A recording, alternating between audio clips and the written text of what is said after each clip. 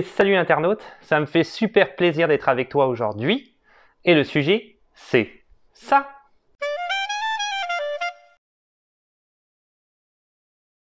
Alors aujourd'hui, une petite vidéo qui s'intitule 3 séries qui m'ont agréablement surpris. Alors évidemment, ça va être une vidéo peut-être un petit peu différente de ce que je fais d'habitude. Je ne rentrerai pas peut-être dans le détail pour chaque série dont je vais parler parce que sinon la vidéo durerait 3 milliards d'années. Donc on ne va pas rentrer dans les détails de chaque acteur, de chaque réalisateur, etc. On va regarder ça de manière peut-être un petit peu plus succincte que ce qu'on fait d'habitude. De ce que je fais d'habitude plutôt. Je suis tout seul, hein, je suis pas un roi. Faut pas commencer par les hauts on.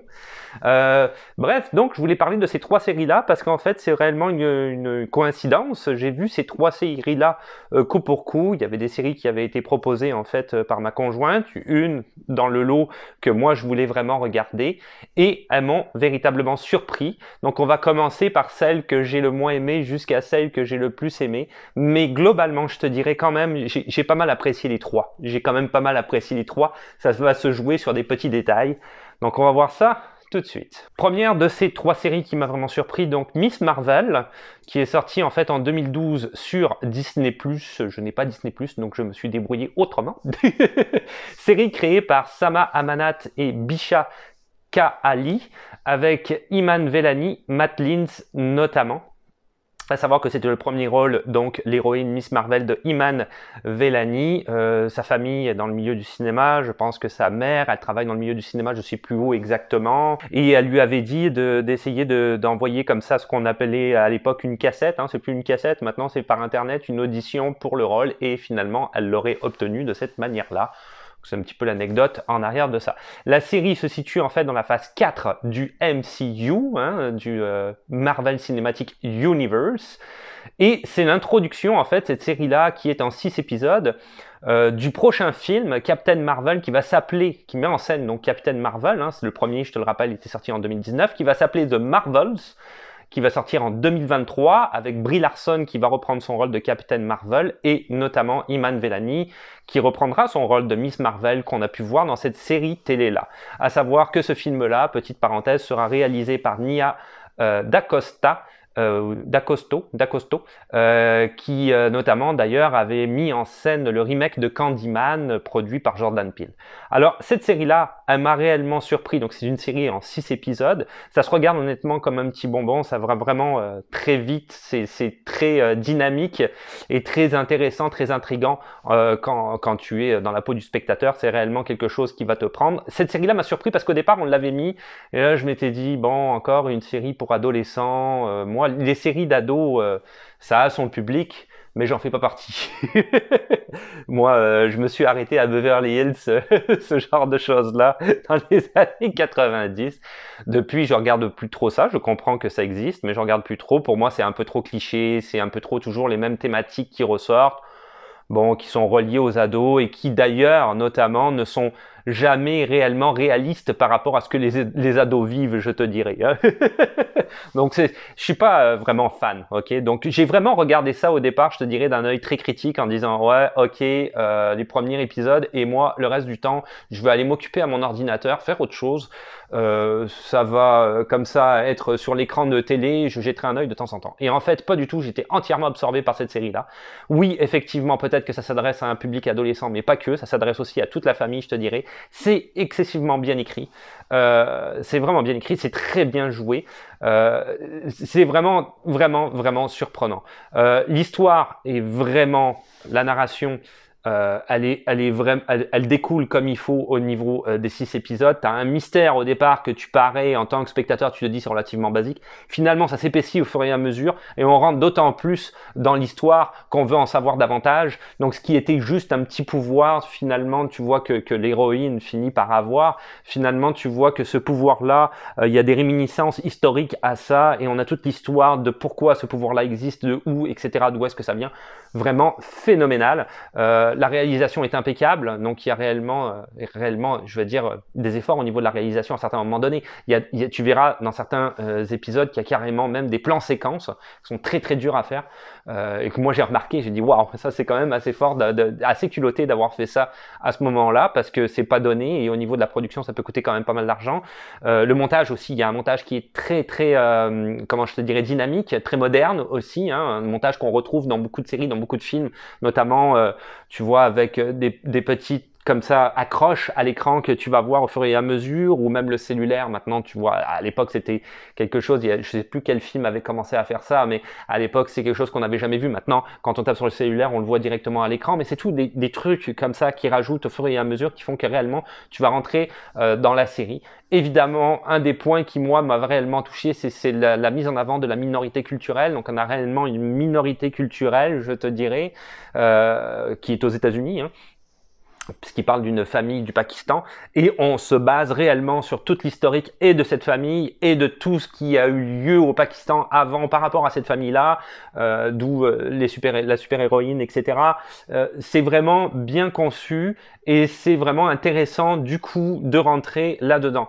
Ce qui est aussi très bien fait de manière, je te dirais, avec beaucoup de tact, c'est qu'il rentre quand même dans l'humour par rapport à cette communauté-là, et au niveau où on sait les traditions peuvent peser relativement lourd, et finalement il montre là-dedans, regarde, il va y avoir un renouveau, une modernité dans la manière de penser qui n'est pas du tout occidentale, qui est une manière de penser qui est typiquement, si tu veux, de la famille qui est mise en scène par rapport à ses propres traditions, et il y a une modernité, il y a un renouveau dans la pensée, mais qui reste quand même très proche encore de l'idéologie religieuse dans laquelle cette famille-là elle évolue et qui est très bien. Je veux dire, on veut absolument pas voir de transformation. Si la transformation il doit y avoir, elle vient de l'intérieur directement de cette famille-là et de leur point de vue à eux.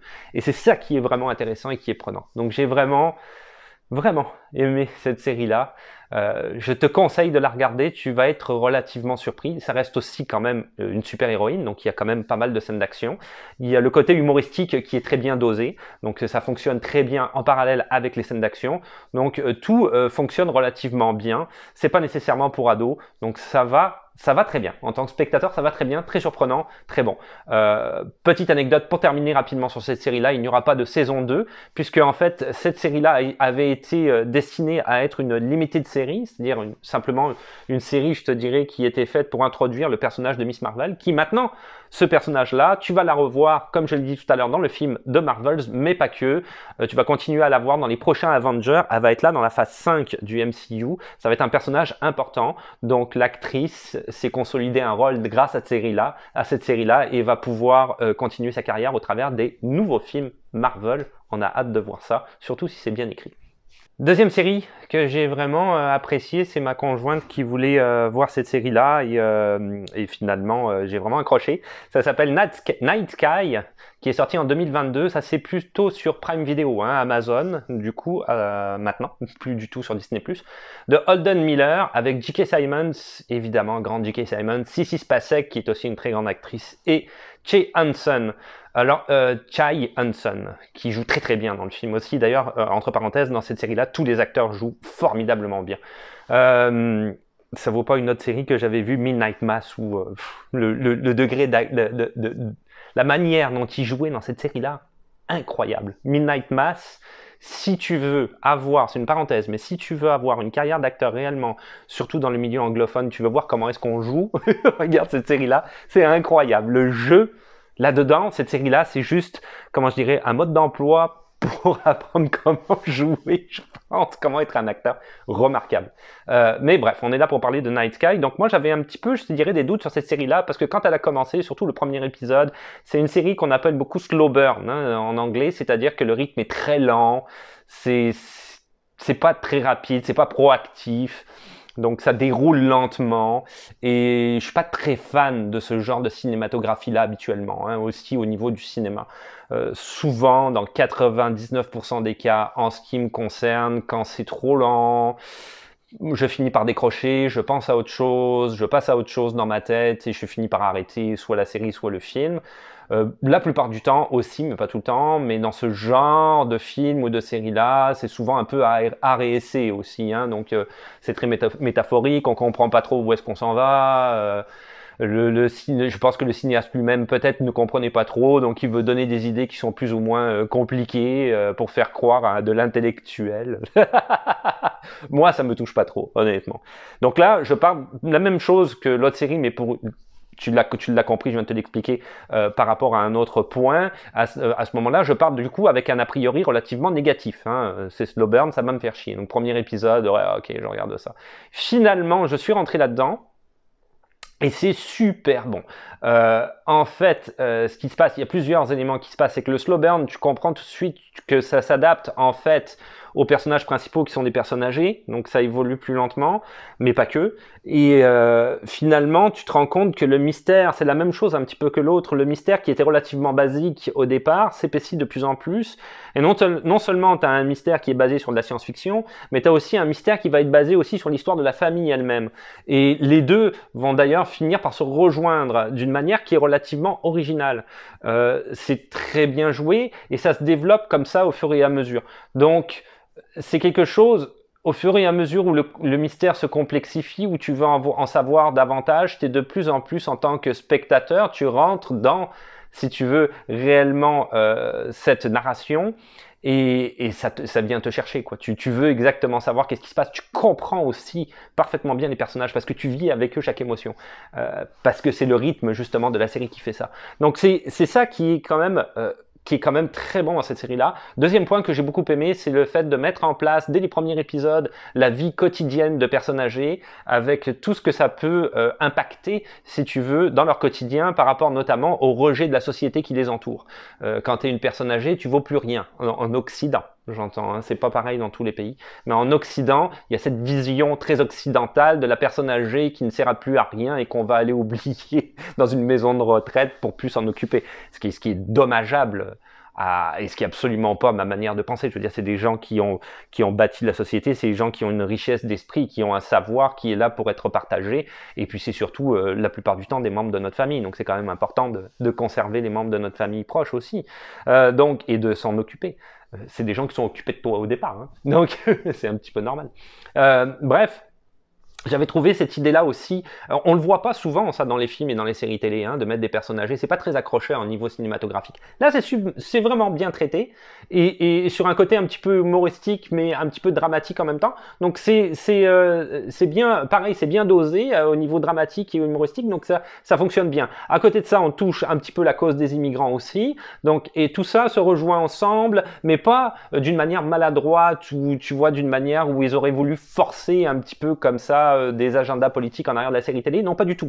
C'est quand même impliqué comme ça dans l'intrigue générale de la série télé dans laquelle tu es réellement pris. Donc c'est vraiment, vraiment bien. Ce que j'ai adoré, évidemment, tu me connais si tu suis un petit peu la chaîne, c'est que la série se termine, donc ça j'aime ça.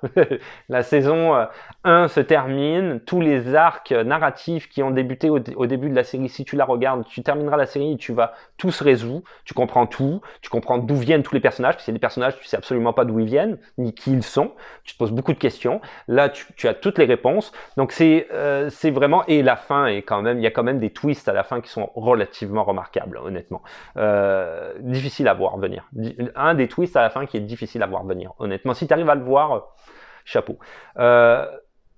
Les personnages, j'ai bien aimé ça aussi, c'est que tu as une réelle construction au niveau des personnages. Les personnages évoluent tous, y compris les personnages qui te sont antipathiques au départ.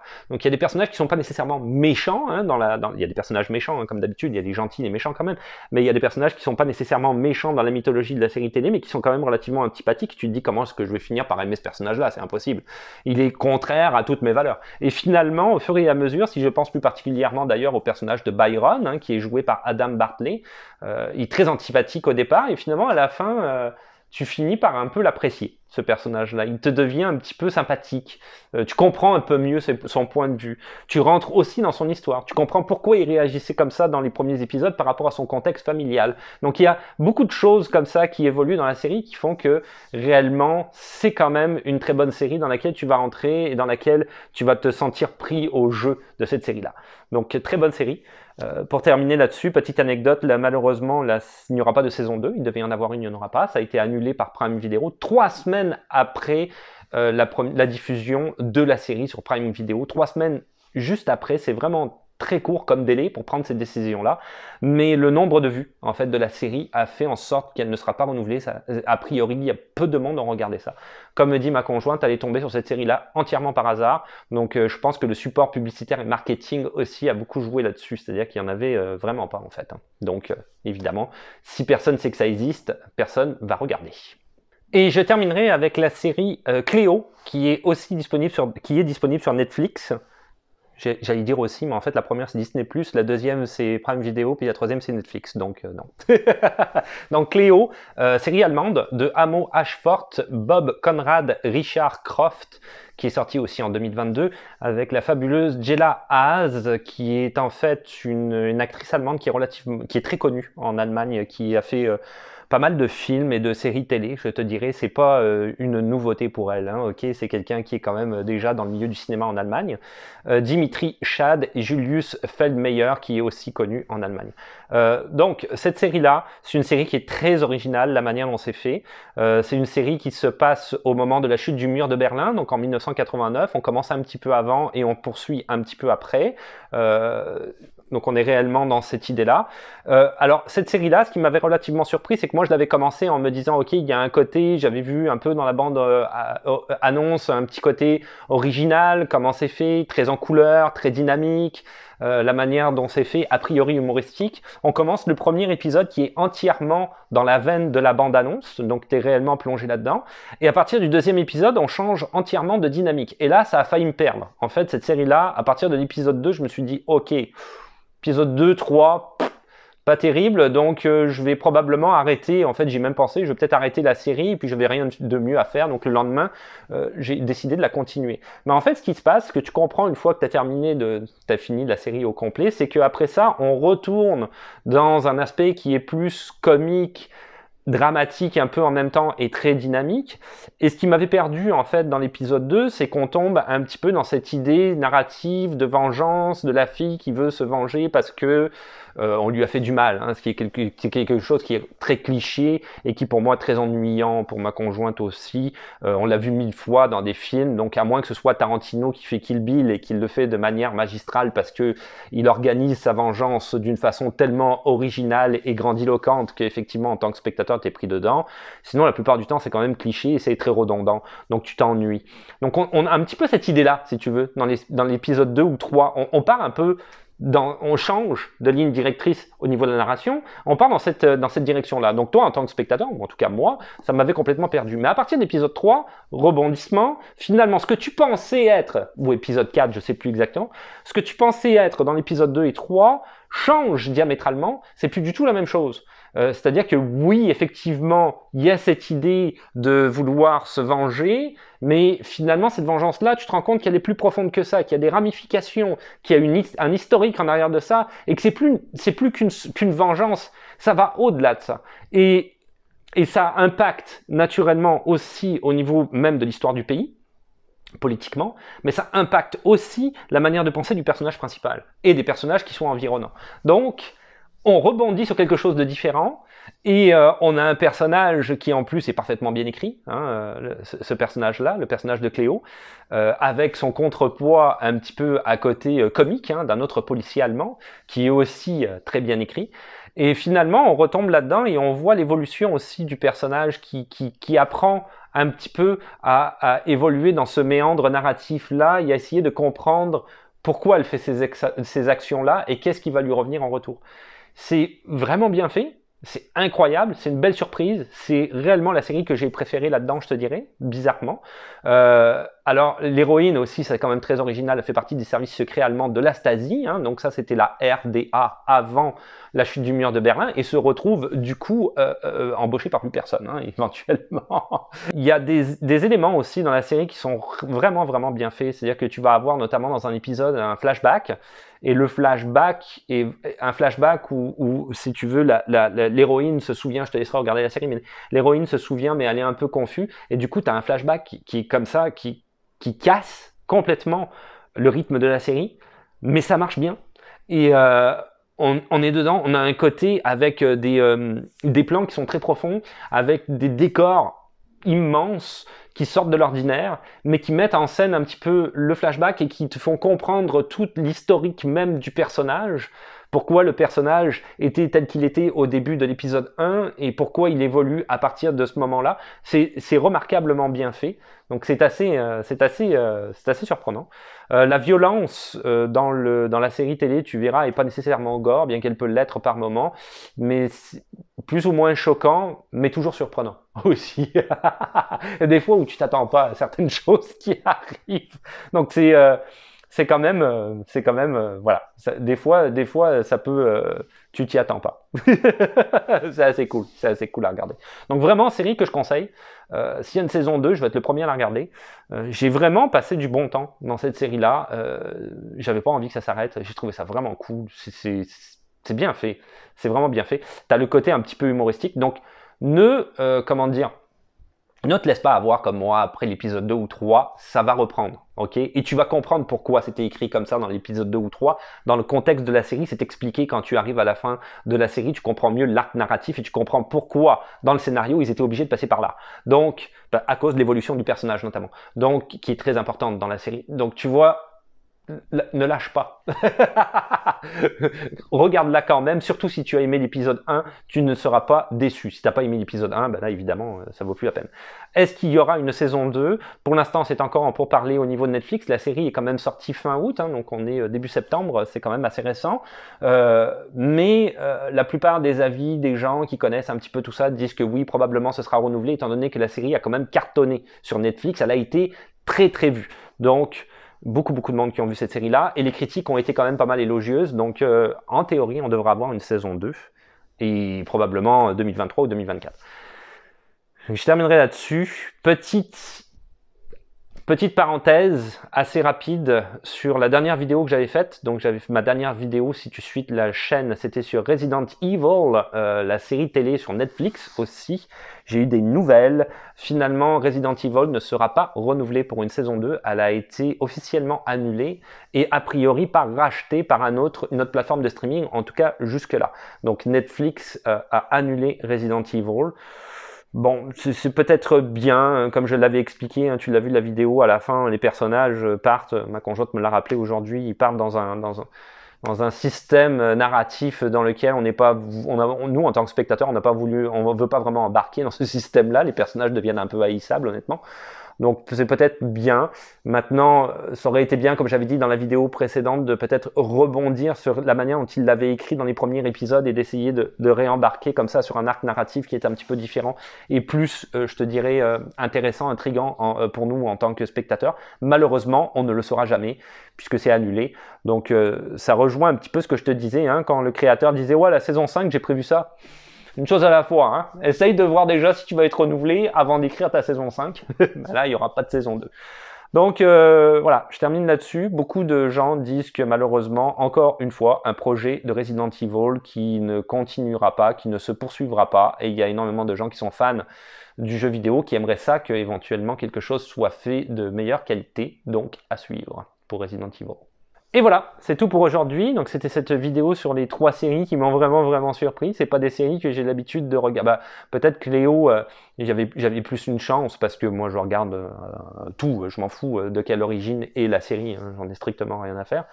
Mais les deux autres, c'est pas mon genre. Hein. Style ado ou slow burn, pas mon genre. Donc j'ai vraiment été surpris. Ça te donne 3 genres de séries différents à essayer. Donc si t'es plus super-héros, ben tu vas pouvoir aller tenter ta chance avec Miss Marvel. Si t'es plus Voilà, tu veux plus de l'intrigue, etc. Night Sky, et puis Cléo, pour moi, c'est un bonbon. Donc, si tu veux aller voir ça, c'est parfait aussi. Mais ça, c'est une question de goût après aussi. Hein. Donc, tous les goûts sont dans la nature. Mais là, il y a vraiment 3 séries différentes. Ça te laisse l'embarras du choix si tu veux essayer quelque chose. Et peut-être, selon tes goûts, passer du bon temps devant une série de télé. C'est toujours ça qu'on cherche quand on va regarder une série télé ou un film. On veut pas que ça s'arrête. On veut regarder quelque chose qui nous intrigue, qui nous intéresse, pas quelque chose qui nous emmerde. Donc, je terminerai là-dessus. Petite conclusion rapide, petit pouce bleu si tu en as envie, il n'y a pas de problème. Ne pas oublier de t'abonner, c'est toi que ça regarde. C'est plus facile de voir les nouvelles vidéos, c'est certain. Podcast, lien dans la description, toujours pas de nouvelles émissions. Et on se retrouve à la prochaine. Ciao, bye. Faites comme ça aujourd'hui.